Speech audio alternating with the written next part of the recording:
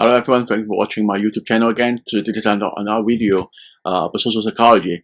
Today I want to let you know something called altruism or altruistic helping. Okay, so that's why you see on the screen you see we have a topic theories of altruism.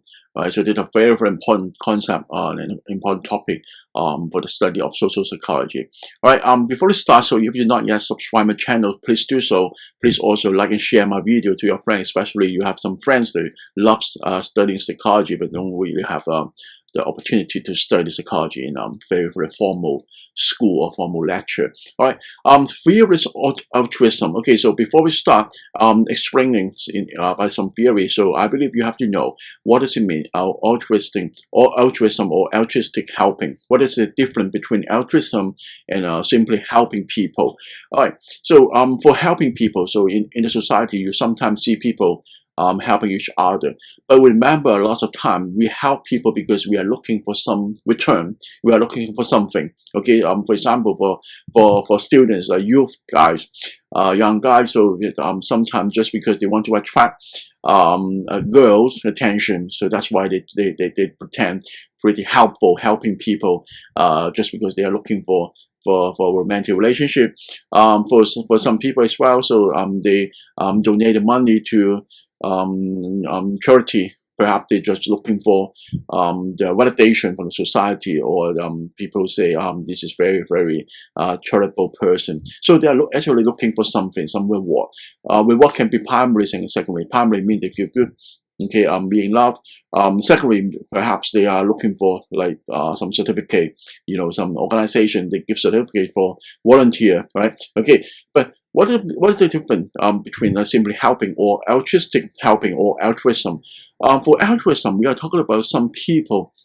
They help each other or they help others, not really looking for anything. Okay, so in the society or in the world, you sometimes heard some story people help or people donated money without telling people the name or without let people know. They actually give a lot of money or they help people. This is the behavior of altruism. For social psychology, we really interested to know what happened or why people we help each other without looking for the return, right? Okay, so we will start from left hand side to right and then from top to bottom. Okay, so from left hand side you see some a concept called altruism. Okay, altruism means helping people without looking for return. Okay, so we go upward, you see biological altruism.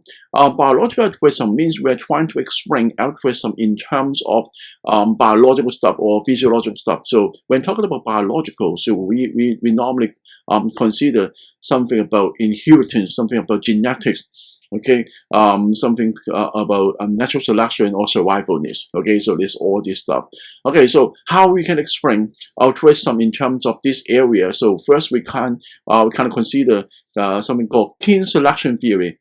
Kin selection theory basically means natural selection for survival. All right. According to kin selection theory, we must help each other in order to increase our chance for survival. Okay, so you can imagine in a world if no one help each other. So after disaster or when you're exposed to some threat, so easily you will get killed without getting help from people. So that's why kin selection theory, that means we're born with some characteristics, we're born with some genes, pushing us for helping each other, especially the same species. Okay, so for example, like humans, we tend to help each other, which is human, and dogs as well. They help each other as long as they're dog. Okay, so kin selection theory means we help each other unconsciously because that can increase our chance for survival. Okay, so this is kin selection theory. And then we have the second called reciprocal altruism theory. Reciprocal altruism theory means you do something good to people and then automatically people will do something good to you. This is reciprocal altruism. Okay, so for example, so you see a person, which is an old man, like crossing the road, and then some car or some bus is approaching. Okay, so it's just because the old man walked pretty slow, And then unconsciously, you go to pull, you help the old man, or you try to stop the vehicles which are approaching the old man, and then you help the old man for crossing the road. At that moment, you don't really looking for anything, right? Because the old man, of course, don't have anything to give you. But unconsciously, this is the way. So make you become more safe when you are old, when you are getting old. Okay, so reciprocal, that means so you try to do something helping old people, and then when you are getting old, so the society, when we have more people helping, being nice to old people, helping old people, and then you won't get hurt easily when you become an old man. This is reciprocal altruism theory. Exactly same, you help children, right? And then other will help your children. Okay, so this is like sometimes we don't really think of that, but we born with this kind of gene for helping each other. This is reciprocal altruism theory. Okay, so when we move downward, we see psychological altruism. Psychological altruism is something related to our thought, our emotion. Okay, so the first theory we call negative state relief model. Negative state relief model means when we are not very happy. Okay, so for example, today when you wake up and then you receive the not very good grade from your professor. Okay, so that will make you very down. Okay, so when you go out and then you see a guy, for example, a small kid in the elevator, so the small kid just kind of reach the button. Okay, and then you help him for pressing the button. Okay, for example, which is a 44, is a very, very high one. Okay, at that moment, so you held the kid. You without looking for anything, but suddenly, after the help, and then you feel a little bit better. This is like negative state relief.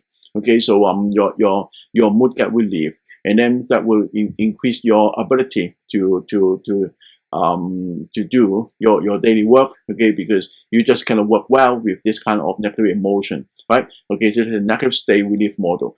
And then finally, we have something called empathy altruism model. Empathy altruism model means when you see someone or when you realize someone in need, or for example, someone get hurt or someone is crying. So empathy means you suddenly feel the pain of the people.